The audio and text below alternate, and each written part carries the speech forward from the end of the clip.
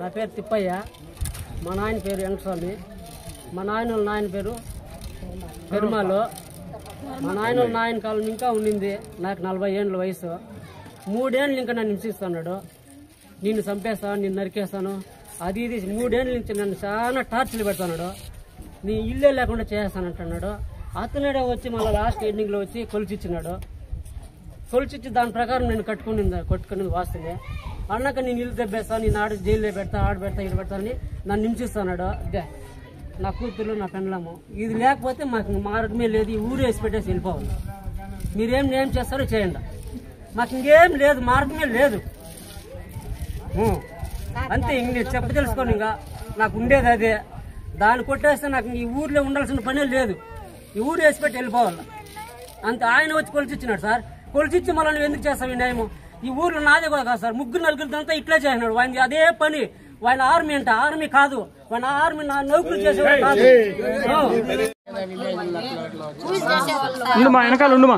మా మామ వాళ్ళ అబ్బాయి కాలం నుంచి ఉండేదండి సార్. అదే దుబ్బేసి మాకు ఇల్లు లేదని మేము ఇల్లు కట్టుకుంటా ఉంటాము.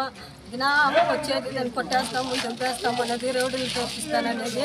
3 ఏళ్ళ నుంచి ఇదే చేస్తానది. మేము పూలు చేసుకునే వాళ్ళు కాపుట్ట దినాము అదే పని సార్. 3 ఆడబిడ్డలు. ఆ ఇల్లు మాకు ఏమీ లేదు సార్.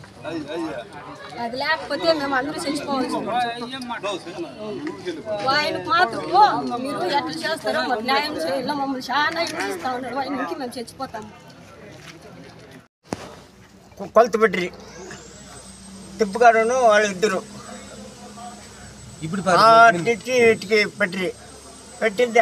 ఆడ దావు కావాలి మాకు వచ్చి 3 అడుగులు ఇచ్చి పెట్టిండమ్మా ఆయన మార్కేసి ఆడ రాళ్ళు నాటుకొని నువ్వు చేసుకోరా అని. అంతే కదా, అంతే అంత జరిగింది. ఇప్పుడు జాగా ఎవరిది? నువ్వు చెప్పు.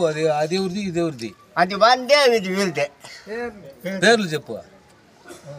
కోటిగాడు తిప్పయ్య. కోటిగాడు కాదు కదా, అది కేసులు కదా. ఆడ కరమప్ప కేసులు కదా. ఆడ అనుకునింది గోపాల్ కూరు మాది. కానీ సమస్య ఇల్లు వాళ్ళని కొట్లాది. కానీ వీళ్ళు కొంచెం వాళ్ళు కొంచెం ముందేగా. అబ్బా మీకు వీటి నుంచి ఇక్కడ మీది, వీటి నుంచి ఇక్కడ మీది అని చెప్పినాం. అందరూ వచ్చిన వాళ్ళకంతా అదే చెప్పినాం. మాది వార్త. నేను పుట్టక ముందు నుంచి ఈ జాగా వాళ్ళదే. ఈ పక్కనే జాగా చిన్న ఆడ ఇల్లు ఉండింది.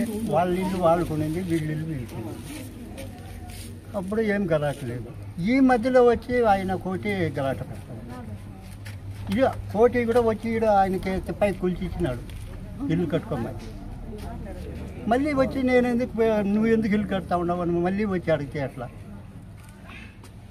సార్ సమస్య. ఊరు మై విలేజ్. నా పేరు బాబు. 2013లో ఎక్స్ సర్పంచ్. నేను 1979లో పుట్టిండేది. నాకు తెలిసినప్పటి నుంచి ఇక్కడ పెరమయ్య అని ఒక ఇల్లు ఉన్నది, పూరిల్లు ఉండింది. దానికి ఒక చింతమ్మప్ప అనేసి ఒక ఇల్లు ఉన్నది, పూరిల్లు అడ్డపిల్లు. ఇప్పుడు వచ్చిందేనో చింతమ్మప్ప మనముడు అంటే కేసులు కనేసి జాగా డివైడ్ చేసింటారు.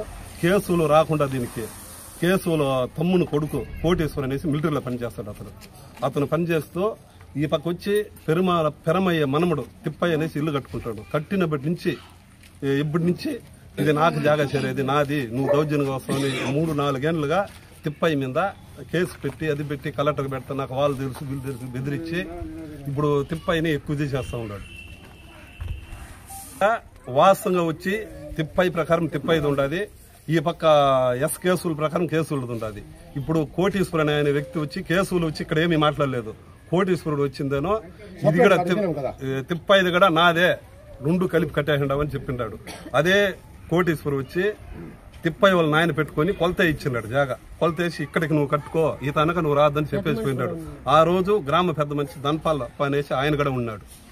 ఉండేసి కట్టుకోపోయేసి అన్నాక వాళ్ళు అతని ప్రకారం కడగాలేసి కట్టుకుంటే అన్నాక వచ్చి నిన్ను ఎవరు కట్టమంటే నా జాగాలో ఆయనే దౌర్జన్యంగా వచ్చి నాకు వాళ్ళు తెలిసి వీళ్ళతో వచ్చి అతను ఎక్కువ బెదిరిస్తూ ఉన్నాడు. వాళ్ళ జాగా తిప్పైకి ఉంది, వాళ్ళ జాగా వాళ్ళకు ఉంటుంది. ఊర్లో ఏ ఒక పని జరిగినా ఊర్లో అందరు గ్రామంలో అందరూ శుద్ధంగా మాట్లాడుకుంటాము. ఎవరికి ఏం న్యాయం కావాలో చేస్తాం. చేసేది కూడా మాకు కాదని చెప్పి బయట చెప్పించుకుంటామంటే అంత పోరాటైతే ఎవరో జనాలు లేరు. కానీ ఆయన ఇష్టంగా ఆయన చేసేది కాదు. వాళ్ళు బతికేదానికి వాళ్ళ అన్న వాళ్ళ పెద్దయ్య గారికి వాడు పంపించినాం. వాళ్ళకి జాగలేదని వానికి ఇచ్చినాం, కోటికి ఇచ్చినాం. వాళ్ళు అది కాదని చెప్పి ఇది నాది కావాలంటే వాని సొమ్ము ఆయన పెట్టుకోండి, ఆయన చెప్పిన సొమ్ము ఆయన పెట్టారు. ఈడ ఊరి గ్రామంలో ఎవరికి ఏమి రిస్కులు లేకుండా న్యాయం చేయాలని అనుకుంటాము.